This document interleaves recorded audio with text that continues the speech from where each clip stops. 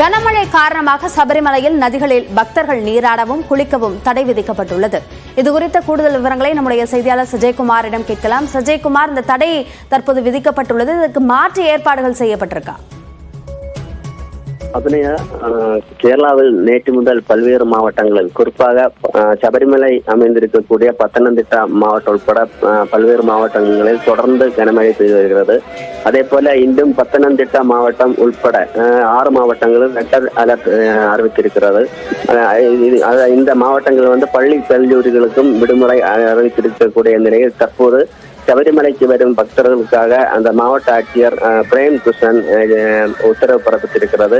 பம்பை நதியில் அதே போல பல நதிகளிலும் நீர்நிலைகளிலும் இங்கு வரக்கூடிய ஐயப்ப பக்தர்கள் இறங்கவோ குளிக்கவோ நதிகளை கடக்க முயலவோ கூடாது என எச்சரிக்கையானது அறிவித்திருக்கிறது.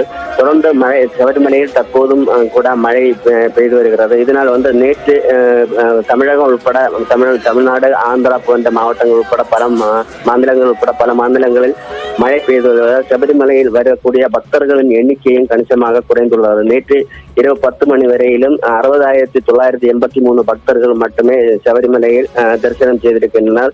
அதே போல நேற்றைய தினம் 10,000க்கும் மேற்பட்ட முன்பதிவு செய்த ஆன்லைன் மூலம் முன்பதிவு செய்த பக்தர்கள் இந்த முன்பதிவை ரத்து செய்து தங்களது பயணத்தையும் ரத்து செய்திருக்கிறது.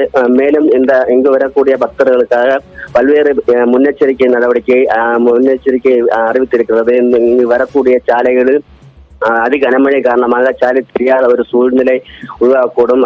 எனவே பல்வேறு தங்கும் இடங்களில் பாதுகாப்பாகவே பயணிக்க வேண்டும். அதே போல மரங்கள் சாயக்கூடிய வாய்ப்பு இருக்கிறது, நிலச்சரிவு ஏற்படக்கூடிய வாய்ப்பு இருக்கிறது.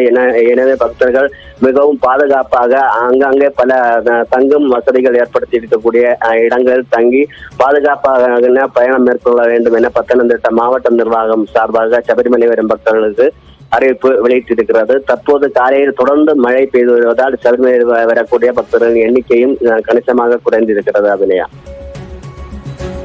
சபரிமலை கோயிலில் செய்யப்பட்டிருக்கக்கூடிய அந்த கட்டுப்பாடுகள் குறித்த கூடுதல் விவரங்களுக்கு நன்றி சஜய்குமார்.